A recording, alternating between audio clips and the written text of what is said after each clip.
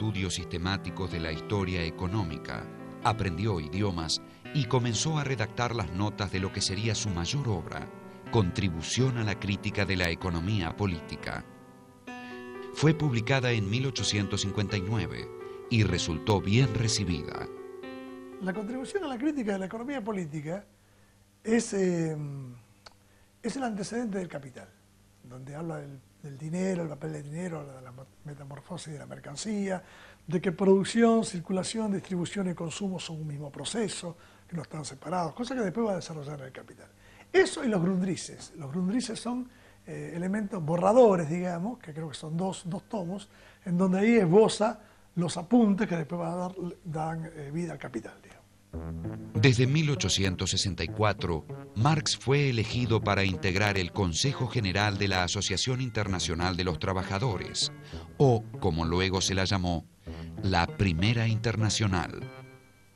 Marx subrayó, en abierta oposición a los dirigentes anarquistas, la necesidad de formas efectivas de acción para defender los intereses obreros, sin excluir la constitución de la clase obrera en un partido político.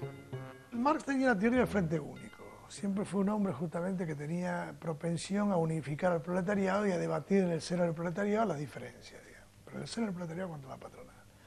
Entonces crea la Primera Internacional, conjuntamente con los bakuninistas y demás, pero después hay una decisión de los anarquistas en esta Primera Internacional y Marx propone llevar esta internacional, que se llama Asociación Internacional de Trabajadores, a Nueva York. La otra se queda en Berlín y la manejan los anarquistas.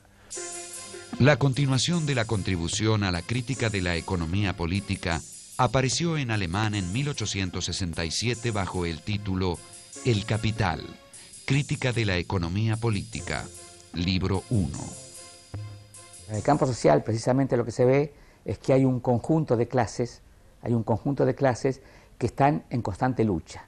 Y entonces la pregunta es, bueno, ¿y por qué hay diferentes clases sociales que están en constante lucha?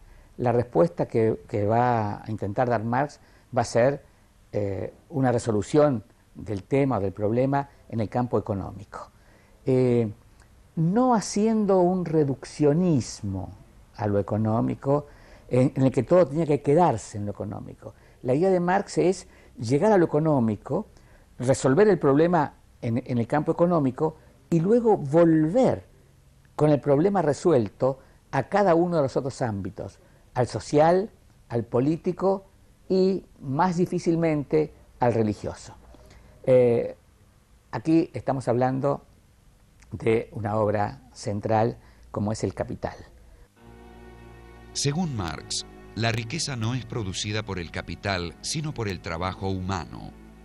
Lo que origina la ganancia capitalista no es más que la explotación del obrero.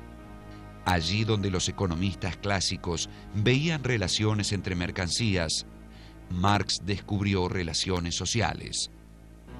La economía clásica señalaba que el dinero producía más dinero.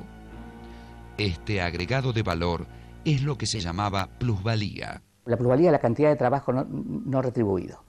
Y entonces a través de la cantidad de trabajo no retribuido, Marx, por ejemplo, muestra cómo en el trabajo, una parte del trabajo es lo que el préstamo que de las máquinas hacen los capitalistas a los obreros para que puedan ejercitar su fuerza de trabajo. Otra parte es la ganancia del capitalista y otra parte es lo que se le da al obrero por la vía de un salario como pago por su trabajo. Según Marx, el capitalismo supone una tendencia al aumento de la miseria material de los trabajadores y, como consecuencia, tensiones sociales cada vez mayores. Pero Marx opinaba que el capitalismo avanzaba hacia su crisis final y hacia la revolución que aboliría las clases sociales.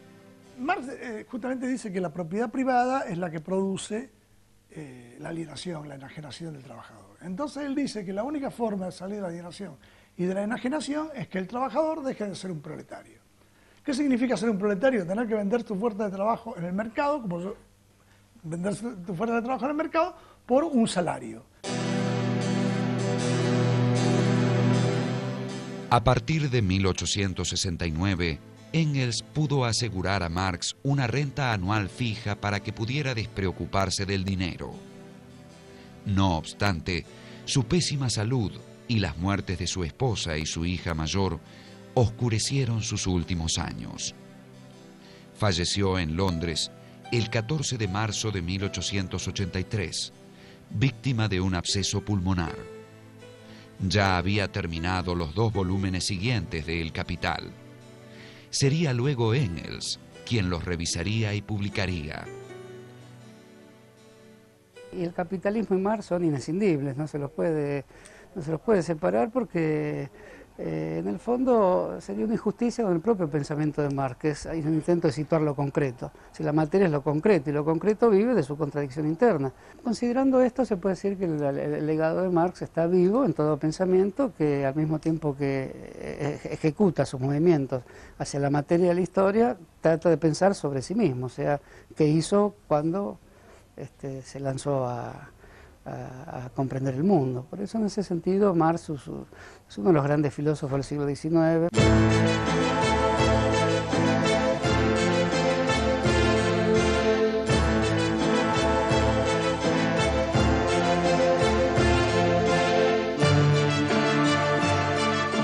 Las ideas de Marx influyeron en el movimiento obrero en general y en grupos autotitulados marxistas.